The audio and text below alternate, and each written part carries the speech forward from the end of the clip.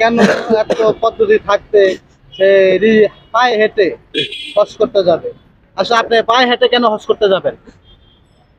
আমি প্রায় 3 বছর যাবত ধরে হাঁটতাছি। 3 বছর আমার কাছের যে মানুষটা ছিল সে মানুষটা আমাকে বেইমানি করে রাস্তায় ফেলে চলে গিয়েছে।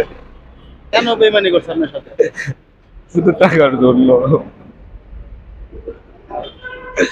তার বাড়িতে অনেক টাকা দরকার, সেই টাকা আমি দিতে পারিনি দেখে আজকে আমাকে রাস্তায় ফেলে চলে গিয়েছিল। আমার এই স্বপ্নটা অনেকদিন যাবত যে আমি ব্যাংকে টাকা জমিয়ে আমি আস্তে আস্তে হেঁটে কাগজপত্রে ওকে করে হজে যাবো, কিন্তু সেই স্বপ্নটা আমার পূর্ণ হইতেছে না ভাই। অনেকদিন যাবত আমি কি নিজেকে আমি পাও দুটো ঠিক রাখার জন্য পাও রিক্সা চালাইতেছি দিন রাত, এই পুরা শহর আমি রিক্সা ঘুরে বেড়াইতেছি। আচ্ছা, আপনার ব্যাংকে কত টাকা আছে? অল্প কিছু টাকা আছে। কত টাকা আছে? 50,000 মতো। 50,000 টাকা আপনার এখন? আপনার আত্মীয় স্বজন, ভাই, মা, ভাই, আত্মীয় স্বজন কেউ নাই? সবাই আছে, থেকেও নাই ভাই। আমি আমার এক ভাইয়ের পরিচয়, আমার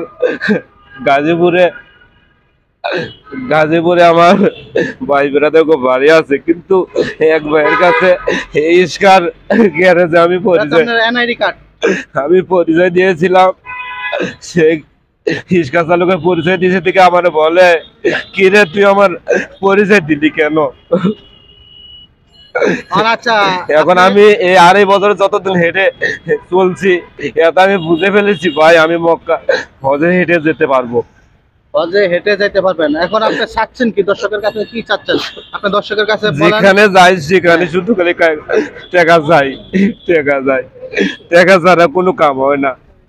আমি চাইতেছি যে আমার কাগজপাতি মাননীয় সরকার এবং মাননীয় মন্ত্রণালয় থেকে যাতে আমার 10টি টাকাও না লাগে, এই জন্য সবকে করে দেয়, আমি ব্যবস্থা করে দেন যাতে আমি যেতে পারি। বিশ্বাস সঠিক, আমি যাবো, আল্লাহর কসম খেয়ে বলছি আমি চলে যাবো।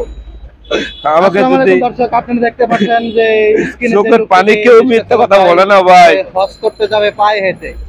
আমাকে সবার ভাগে দিতে ভাইকে সহযোগিতা করতে চান, আমার একটা বিকাশ নাম্বার আছে, আসলে কি আপনি পায়ে হেঁটে হজ করতে যাবেন? আসলে শিওর যাব। আর কি প্রমাণ আছে যে আপনি মানুষের কাছ থেকে টাকা নিয়ে তো নাও যেতে পারেন? না, আমি শিওর। আমার কাগজপত্র এই জন্য সরকারের কাছে এই যে বারে বারে বলতেছি সরকারের কাছে সার্বিক সহযোগিতা চাওয়ার জন্য। কি জন্য? আপনি গেছেন, কেউ কাছে গেছেন? আসতাম কি যে আমি ঢাকা শহরে আইছি প্রায় 3 মাস হয়ে যাচ্ছে, আমি সরকার বাসভবনটা খুঁজে পর্যন্ত পাইছি না।